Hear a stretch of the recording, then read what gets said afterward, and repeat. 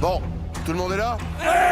Le public est de retour. Si aujourd'hui Chasse gardée rafle la mise, les spectateurs de ce multiplex situé en périphérie du Mans se sont rués sur Alibi.com numéro 2 ou Super Mario.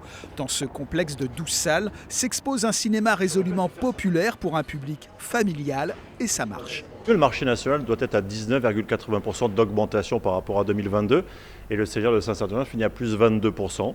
Donc par rapport à la fréquentation nationale, c'est de bon augure. Mais avec 500 000 entrées en 2023 contre 600 000 les belles années d'avant la crise sanitaire, le bilan reste mesuré. Pour Laurent Barrico, les 10 mois de fermeture des salles auraient rendu la jeunesse accro aux plateformes de streaming. Il se peut aussi que cette tranche d'âge 15-25 ans, mais que je pourrais élargir encore, ne se retrouve plus dans la salle de cinéma dite classique aujourd'hui. Est-ce qu'elle est capable de se capter dans une salle de cinéma pendant 2h30 pour aller voir un film, qu'il soit américain, français ou d'autres origines, Et aujourd'hui, je ne suis pas sûr que cette population je ne sais pas si on peut dire qu'on l'a perdue, mais en tout cas, il va falloir regagner la confiance de cette population. Pour le multiplex du centre-ville du Mans, les sorties de Barbie et Oppenheimer ont permis d'atteindre 420 000 entrées, un beau résultat, mais c'est 80 000 de moins qu'en 2019. C'est un phénomène récent, complexe, et j'admets volontiers, on ne comprend pas tout. Côté arrêt-essai, on garde le sourire. Avec 114 000 entrées, si Le règne animal et la Palme d'Or Anatomie d'une chute ont été portés médiatiquement, c'est le bouche à oreille qui a signé le succès surprise de La fiancée du poète.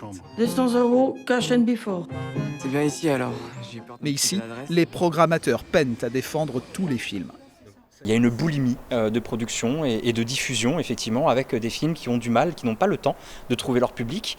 On peut parler de surproduction, voilà. Hors la ville, la fréquentation repart aussi à la hausse. Au Rex de Mamers, 43 000 tickets ont été vendus.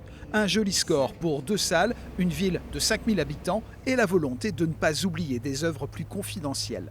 On essaye d'équilibrer entre les films grand public, les films arrêt-essai. On ne perd jamais de vue qu'on est aussi une salle arrêt-essai. Les films aussi pour le jeune public. Donc on tente de faire un bon équilibre de tout ça.